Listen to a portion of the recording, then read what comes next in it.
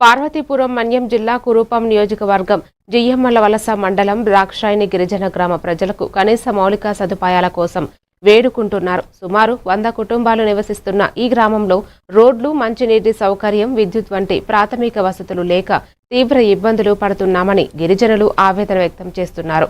అనారోగ్యం వచ్చినా ఆసుపత్రికి చేరాలంటే 5 కిలోమీటర్లకు పైగా కాలినడకన వెళ్లాల్సి వస్తోందని చెబుతున్నారు.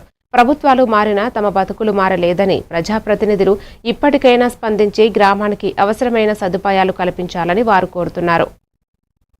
ఈరోజు పార్వతీపురం మండలం జిల్లా కలెక్టరేట్ ఆఫీస్కి గ్రీవెన్స్కి వచ్చిన సందర్భంగా జియ్యమ్మల మండలం మండచిలకం పంచాయతీ ద్రాక్షమణి గ్రామంలో అనేక సంవత్సరాలుగా 200 కుటుంబాలు జీవిస్తున్నాయి. గిరిజన గ్రామాలుగా అనేక సమస్యలతో బాధపడుతున్నారు.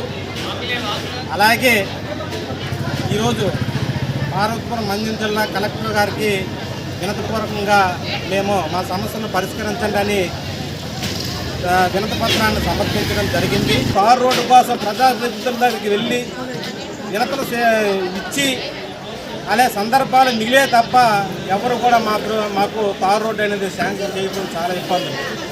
ఈ గిరిజన సంఘాల తరఫున మేము పూనుకొని తార్ రోడ్డు శాంక్షన్ అయినంత వరకు అక్కడే మేము ధర్నా కార్యక్రమం నిర్ణయిస్తామని ఈ సందర్భంగా తెలియజేస్తున్నాం. నా పేరు Dukka Seetharam, JAC joint secretary, Adivasi Aikya Karyanirvahana సమితి, పార్వతీపురం మండలం జిల్లా. స్తంభాలు కూడా లేవు సార్. నాకు దయచేసి అంటే ఇప్పుడు గాలి వాన రావడం వల్ల స్తంభాలు ఎక్కడ పడిపోతాయని ప్రజలు అంటే భయభ్రాంతులకు గురవుతున్నాం. ఎప్పుడు పడిపోతాయో తెలీదు. మాకు స్తంభాలు కూడా ఇప్పించవలసిందిగా కోరుచున్నాం. దయచేసి ప్రభుత్వ అధికారులు మా విన్నపాన్ని ఆలపిస్తారని వేడుకుంటున్నాం సార్. నమస్తే సార్, మా ఊరు ద్రాక్షిని గ్రామం, మండచిలకం పంచాయతీ, జియ్యమ్మల మండలం. మాకేంటంటే గత సంవత్సరాల నుండి రోడ్డు లేక చాలా ఇబ్బందులు పడుతున్నాం. అలాగే వర్షం పడుతుంటే ఇంకా త్రాగడానికి నీరు కూడా అదే సౌకర్యం లేదు, వరద నీళ్ళు వస్తున్నాయి అన్నమాట. వాటి వల్ల పిల్లలకి చాలా అనారోగ్యం గురయ్యి అంటే మాకు అంబులెన్స్ రావడానికి కూడా చాలా ఇబ్బంది పడుతుంది.